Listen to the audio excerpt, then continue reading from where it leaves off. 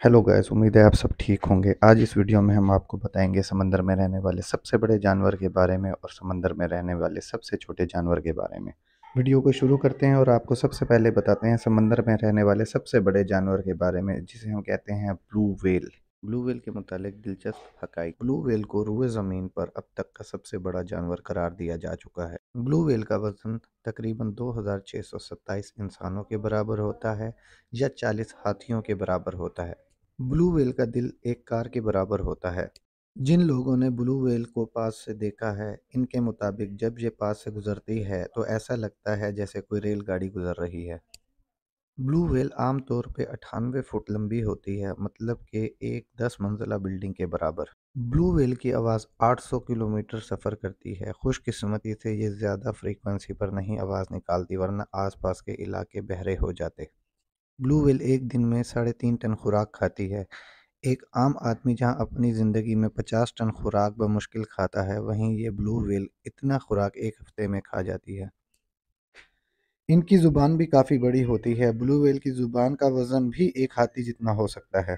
Blue whale की औसत उम्र 80 से 90 साल होती है। इनकी आवाज़ बहुत ऊंची होती है, गहरी आवाज़ें हैं और वो सैकड़ों मील दूर दूसरी व्हेल मछलियों के साथ बातचीत कर सकती हैं।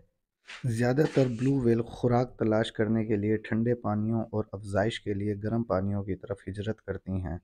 मादा आम तौर पर 12 माह तक के हमल की मुद्दत के बाद हर 2 या 3 साल बाद एक बछड़े को जन्म देती हैं। अगरचे ब्लू व्हेल के शिकार पर तवील अरसे पाबंदी आयद है, लेकिन वो अब भी खतरे से दो चार हैं, जिनकी दुनिया भर में सिर्फ 10,000 से 25,000 की आबादी है। आइए अब हम आपको बताते हैं समंदर में रहने वाले सबसे छोटे जानवर की, और इसे कहते हैं पिग्मी सी हॉर्स। पिग्मी समुद्री घोड़ा समुद्री घोड़ों की सबसे छोटी नस्ल है। समुद्री घोड़ों की ये नस्ल आमतौर पर सिर्फ 0.54 इंच तक ही बढ़ सकती है। ये समुद्री घोड़ा शुमाली ब्रुनाई और इंडोनेशिया के करीब पाया जाता है। समुद्री घोड़े दरअसल एक मछली ही हैं, लेकिन वो मछली की तरह नज़र नहीं आते। वो पानी में ही रहते हैं और अपने गिल्स के ज़रिए ही सांस लेते हैं। समुद्री घोड़े आमतौर पर बहुत बुरे तैराक होते हैं।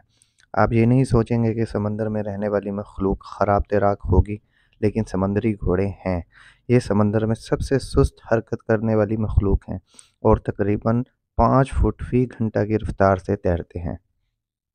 समुद्री घोड़ों की खुराक छोटी मछलियों पर मुश्तमिल होती है। वो रोज़ाना 3,000 नमकीन झींगे खा सकते हैं। चूँकि समुद्री घोड़े बहुत कमज़ोर और बहुत बुरे तैराक होते हैं, इसलिए समुद्री घोड़े समुद्री घास में छुपने को तरजीह देते हैं। ये इन्हें तूफ़ानी पानियों में इधर उधर फेंकने से रोकता है और शिकारियों से छुपने में भी इनकी मदद करता है। समुद्री घोड़े ज़िंदगी भर के लिए साथी होते हैं। एक मादा सी हॉर्स की नज़र को पकड़ने के लिए नर समुद्री घोड़े एक रेसलिंग मैच करते दिखाई देते हैं। जब वो हम आहंगी करते हैं तो वो अपनी धुन को एक दूसरे के गिर्द घुमाते हैं और थोड़ा सा कोर्टशिप डांस करते हैं, जो घंटों तक जारी रह सकता है।